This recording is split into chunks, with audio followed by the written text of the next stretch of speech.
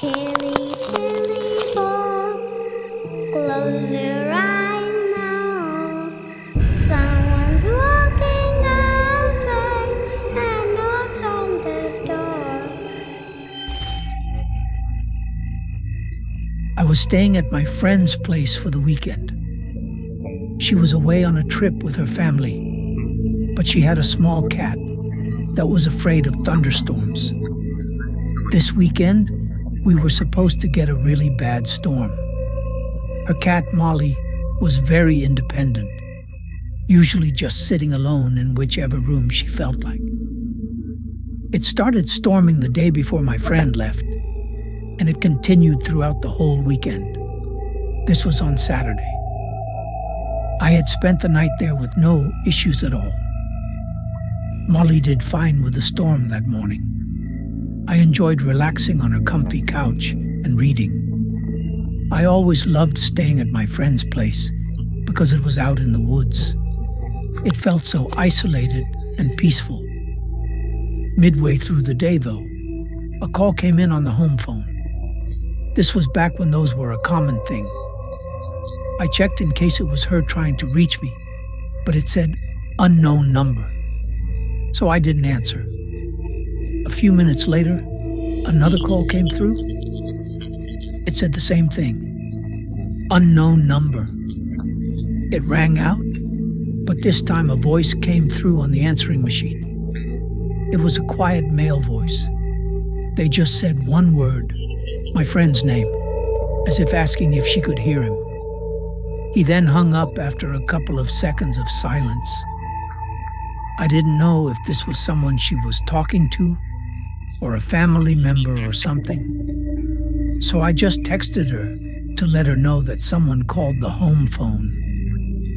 I did find it strange that it came up as an unknown caller. Over the next 3 hours, 2 more calls came in from that same number, but no more voice messages. My friend never responded either. I guess she was pretty busy. I didn't worry myself about it, though. I figured it was nothing. I made food and spent the rest of the day not doing much of anything. Later, around 8 or 9, I found a movie to watch upstairs in the bedroom. I got about halfway through it before remembering to check on Molly and make sure she had food and water. I went downstairs, but was confused to see her standing right at the front door, staring at the crack in the doorway like she was waiting for it to open. I called her name, and she looked at me, but only for a moment, before looking back at the door. It kind of creeped me out, if I'm being honest. I walked up to the door and hesitantly looked out the peephole at the porch. The glass had fogged up from all the rain, so everything was blurry, and I couldn't really make out anything. But then something moved enough for me to tell there was something, or someone, standing on the other side of the porch. I felt a little unsettled, but I continued to watch, trying to get a clearer view of what I was seeing. I really wanted to know for sure if there was someone out there, but I also didn't want to open the door if there was someone there. 2 to 3 minutes went by without any changes in what I could see. I thought I was just scaring myself for no reason. After all, if someone was out there, they would have knocked on the door by now. I left the door to go check on Molly's food and water and grab myself some snacks for the movie. When I passed by the door again, Molly wasn't there anymore. I looked out just to double check, and something looked different. It was still fogged up and blurry, but one of the shapes I saw wasn't there anymore. Like it just disappeared. Was there really someone standing there the whole time? Feeling off about everything, I picked Molly up and brought her to the bedroom with me. I turned the movie back on and sat on the bed. The whole time the movie was playing, I couldn't shake a really unsettling feeling I had. 30 minutes went by when suddenly Molly jumped off the bed and walked up to the bedroom door. She didn't scratch at it or look back at me like she wanted to go out.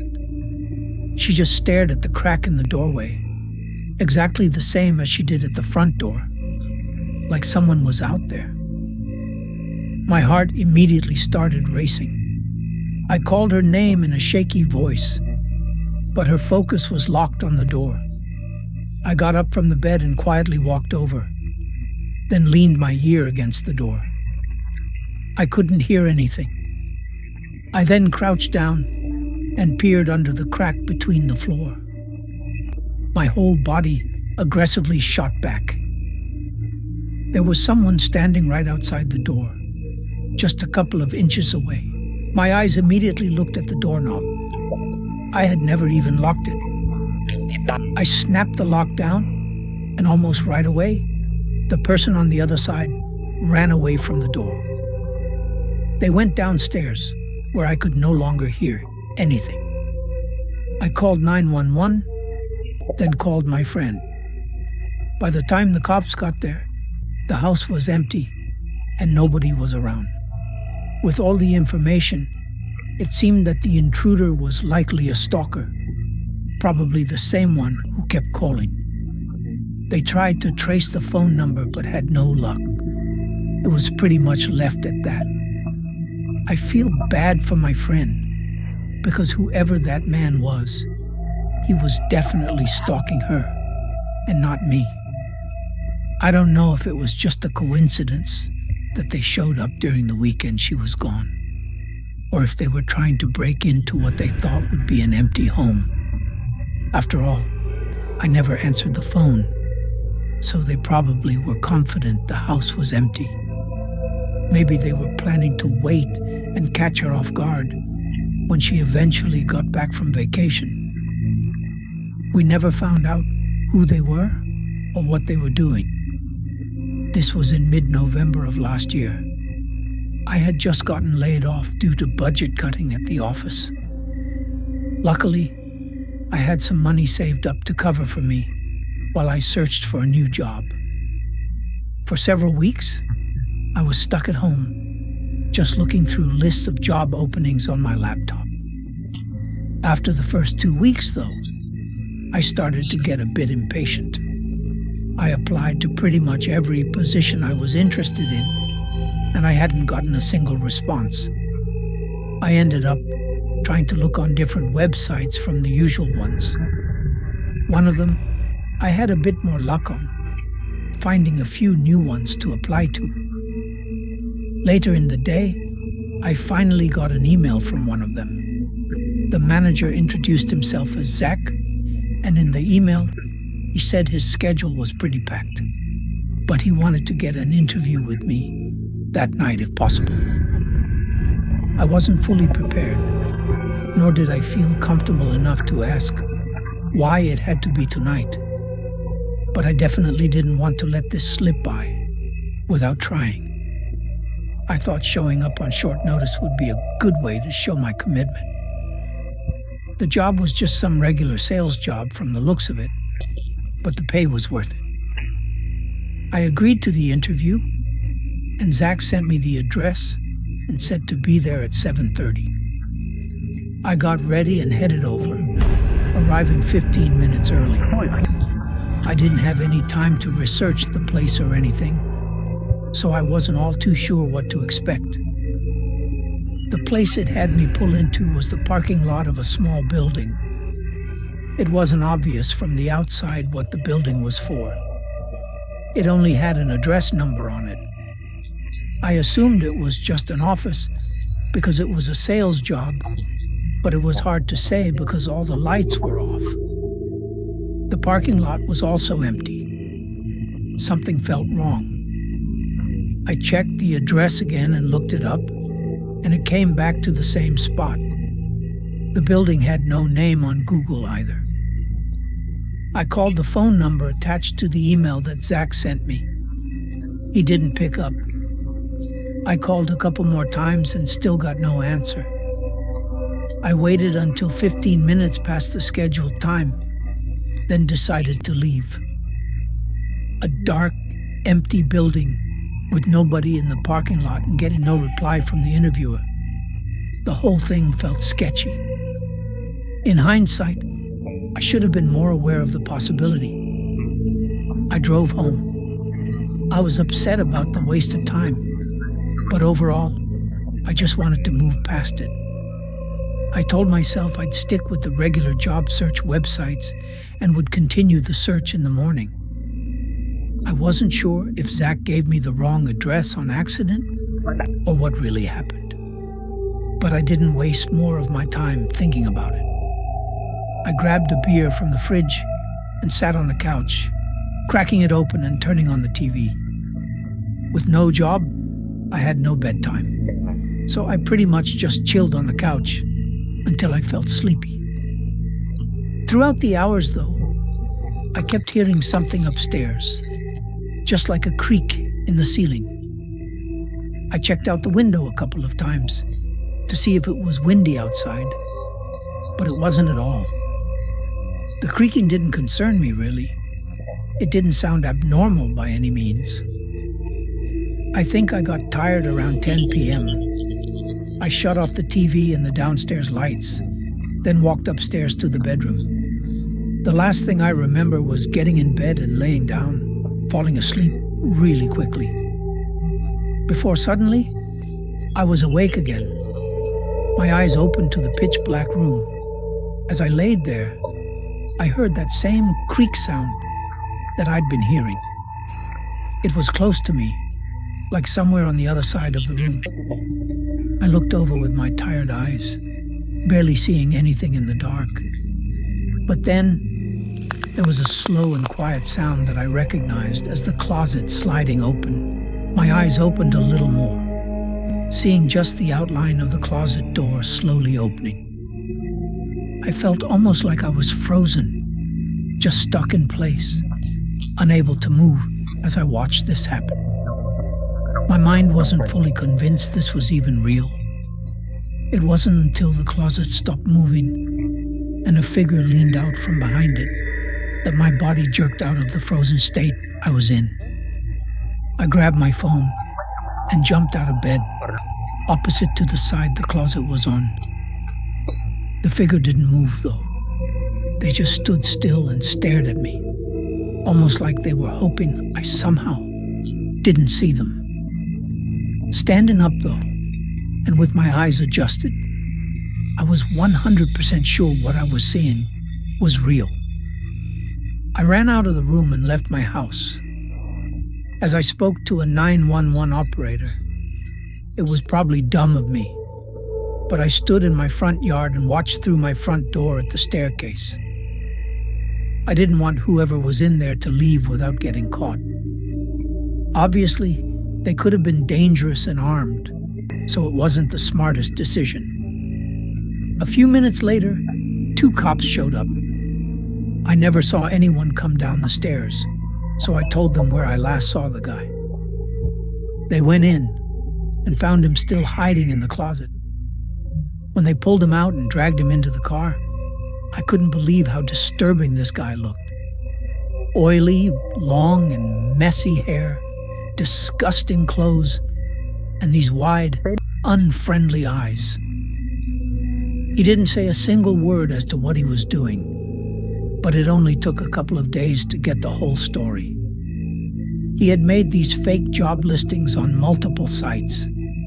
There were actually hundreds of fake listings he made, all for different types of jobs.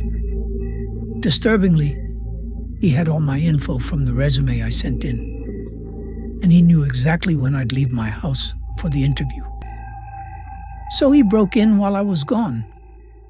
That whole night, he was in my home with me, just a couple of feet away while I was sleeping. However, we still never got an answer as to what he was planning to do. Without him outright saying it, there's no way for me to ever know what was going to happen that night. I live in the middle of nowhere.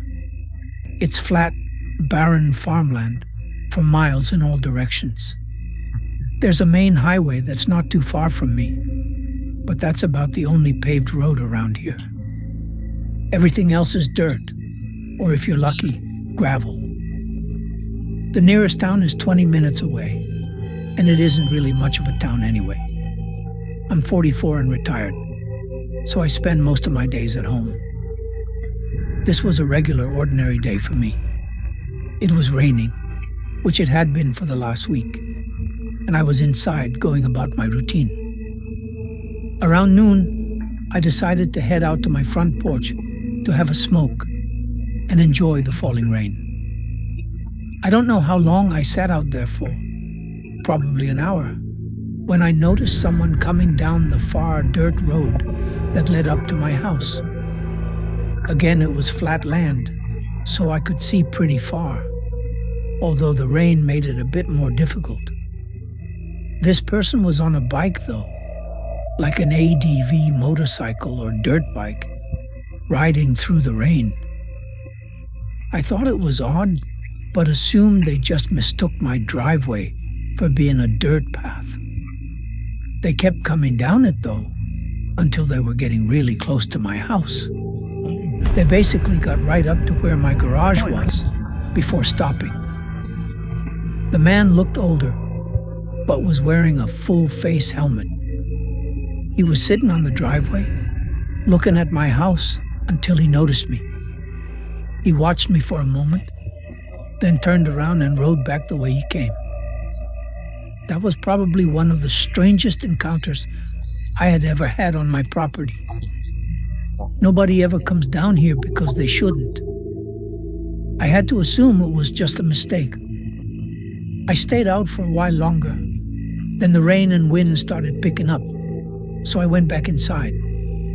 I had almost entirely forgotten about the unforeseen visit earlier.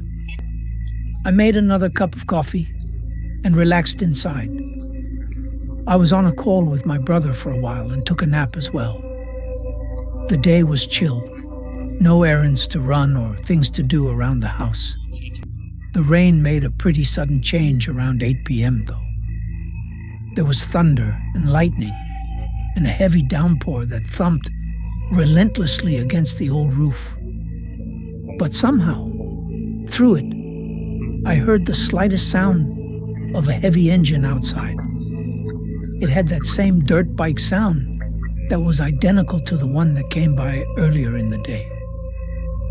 I went up to my front window, seeing a headlight carving its way through the fog and rain. In the moment, I didn't even think about how crazy it was to be out riding at night in this awful weather, because all I could think about was, why had they come back? As they got closer, they shut off their headlight, and instantly, they disappeared. I couldn't see them at all. I waited, but they never came up to the garage like they did last time. Minutes went by without me seeing or hearing anything. Where could they have gone? Unfortunately, situations like these can't easily be called into the police station, so I was on my own. I grabbed my shotgun from the bedroom, which I only kept for self-defense. I had no idea what was going on, if they were lost or needed help, or if they were dangerous. All I knew was that I was alone in the middle of nowhere and needed to be extra cautious. I spent the next 20 minutes routinely checking out the windows on all sides of my property. I saw nothing more until I made another round. And when I looked out the back window, I just made out something in the fog. It quickly moved away. The eerie nature of it sent chills through me. Being unable to see anything and having no real way to know what was going on made it as unnerving as it could possibly be. Then I started hearing muddy footsteps outside my house, like right up against the house, splashing in the mud and water. Every time I tried to get a look out the window, they'd move out of the way. I really didn't know what to do here.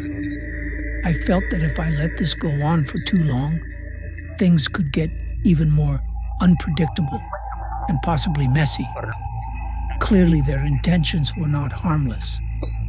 I went into the garage and got in my truck, then quickly opened the garage door, pulled out, and closed it. My body was shaking the whole time, praying this didn't escalate. I moved the truck further out front and spun around to face the house. Finally, I turned on the high beams and the bar lights on the front. It immediately lit up my entire house, and standing right outside of one of the windows was a man.